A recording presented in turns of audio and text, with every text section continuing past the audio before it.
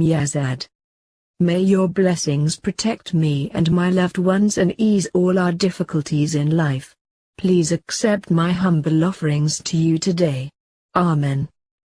Miskin was a very poor woodcutter who earned a meager livelihood by chopping and selling wood. He lived in a small house with his wife and daughter. One day when his neighbors were preparing a meal, Miskin's daughter was enticed by the tempting aroma that was wafting through. She wanted that food so much that she went over to their house on the pretext of borrowing some kindling wood, all the while hoping they would offer her some of that delicious food. The neighbors gave her the kindling but did not offer her any of their food. After a while she went again with the excuse that the kindling had burnt out and could she please get some more. She got her kindling but once again had to come away without sampling some of their food. The poor girl was hungry and desperate, and when the neighbors were about to sit down for their meal she made one more bold attempt by asking for some more wood, as the last lot had burnt out too. By this time the neighbors were wise to her intentions and in a tone of annoyance said, "We know why you keep coming here. Take this wood, but remember, it is a sin to deliberately put out the holy fire." With that they slammed the door in her face. Miskin's daughter came away in tears and was miserable for the rest of the day. That evening when her father returned home from the forest she sobbed and told him of the rich food the neighbors were preparing and her failed attempts to get some of that. Miskin consoled his daughter by saying that the following day he would go early to the forest and collect a larger load of wood. With the extra money that he would earn, they would be able to eat very well. Early next morning Miskin went to the forest, but to his utter disappointment, he saw that a fire was raging through the forest. Miskin waited the whole day in the hope that the fire would subside, but to no avail. That evening a tearful and very sad Miskin went home to his family. All they had to fill their bellies that night was some water. The next day was the same for this poor family. By the evening of the third day Miskin could not get himself to go home to his starving wife and daughter.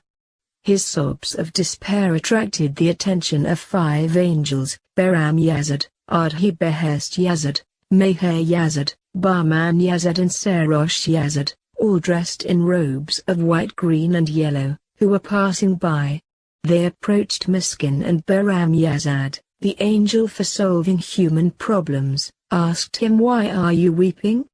Do tell us, and if it is possible, we will surely resolve your problems."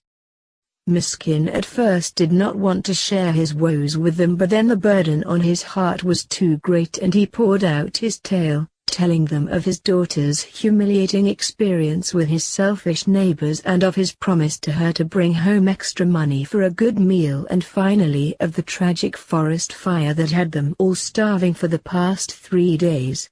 Behram Yazad picked up 3 handfuls of dirt from the ground and put them in Miskin's lap, saying, "Keep this safely with you. If your situation improves with this, then whenever convenient narrate your story to others and remember us with offerings of nuts, flowers and sweets." Miskin thought to himself that this little pile of dirt was certainly not going to solve his problems. He would throw it away as soon as they had gone. The angels disappeared into the air, but a mysterious voice came from above. "O Miskin, look after this pile of dirt as you would your own life. You will prosper with it. Do not throw it away, otherwise you will face poverty all your life." When Miskin returned home he threw the dirt in one corner of his house, and once again the family went to bed with just water to satisfy their hunger. In the very early hours of the next morning the neighbors noticed bright flashes of light coming out of Miskin's house. They thought it was a fire and raised the alarm. Miskin's daughter woke up and in turn shook awake her father, saying to him, "There is unusual brightness in the house, father, could it be a thief?" Miskin replied, "Don't be afraid, my child, we have nothing in our house except some rope and an axe for the thief to steal. You have been hungry these past few days and are only imagining this. However, Miskin was disturbed by the unusual brightness around the house and got up to check for himself. He was amazed to see that the pile of dirt he had dumped the previous night was now a pile of dazzling and glittering gemstones.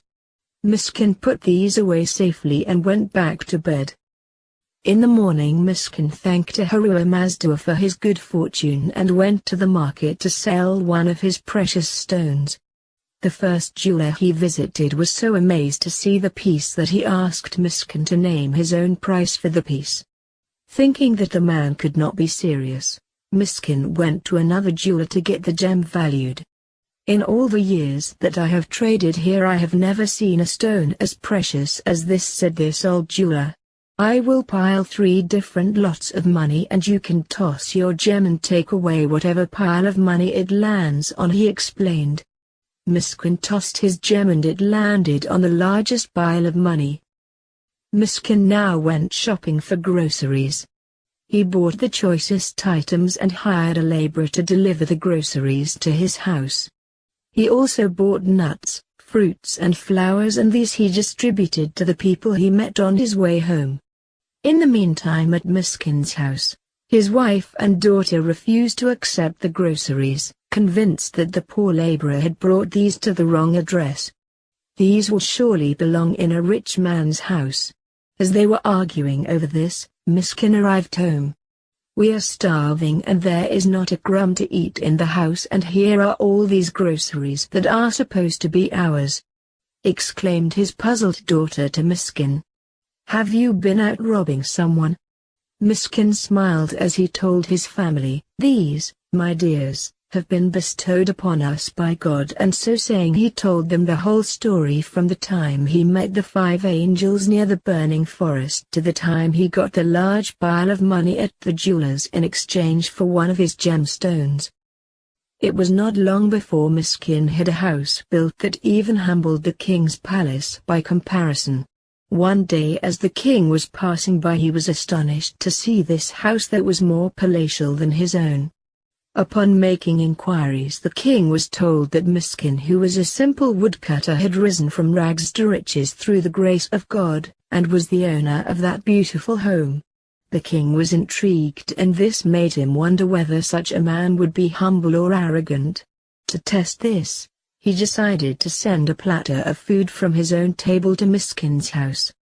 Miskin and his family were genuinely humbled by the king's gesture and wondered how they would return his favor.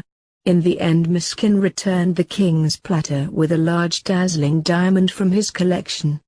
There was not a single jewel in the king's collection that could compare to this diamond, and his daughter, the princess, had it set into a necklace. Being a very religious man, Miskin decided to go out of town on a pilgrimage. He entrusted his daughter with the task of praying to Behram Roj with regular offerings of dried fruits, flowers, and nuts.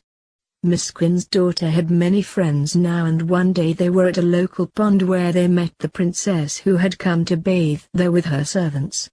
The two soon became good friends and visited each other's homes quite frequently. In her enjoyment, Miskin's daughter forgot her father's instructions that she pray to Behram Roj. One day when the two girls came upon a lake with their friends, the princess wanted to go for a swim. Miskin's daughter could not swim and agreed to look after the very precious necklace and the princess' clothes. When she returned from her swim, the princess noticed the diamond missing from her necklace. There was an altercation between the two girls.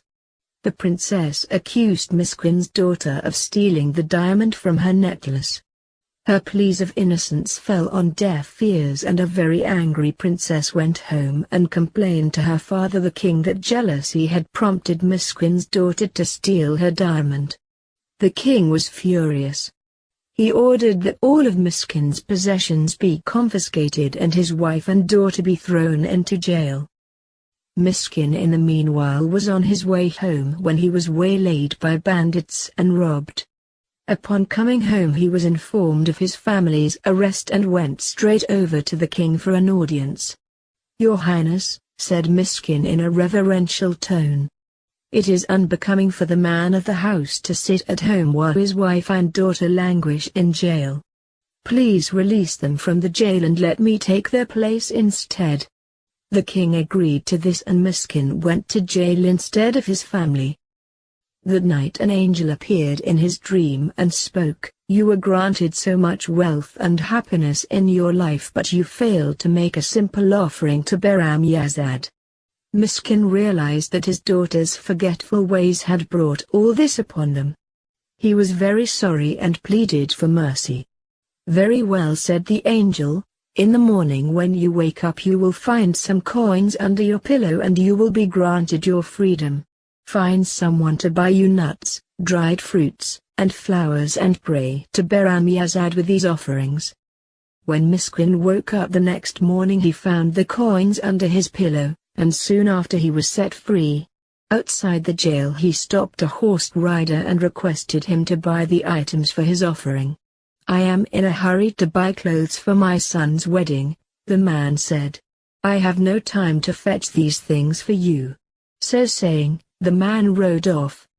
His horse soon tripped, throwing the man from his mount and breaking his leg. Miskin then asked a sad old man that was passing by to do his bidding. "I will fetch whatever you want," the old man said. "I was on my way to buy a shroud for my young son who is dying, but I can surely spare you some time." The old man brought Miskin the items for the offering and Miskin invited him to join in the prayers.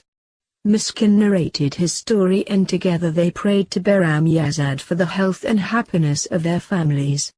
When the old man finally arrived home he was given the happy tidings that his son was well again and there was rejoicing all around.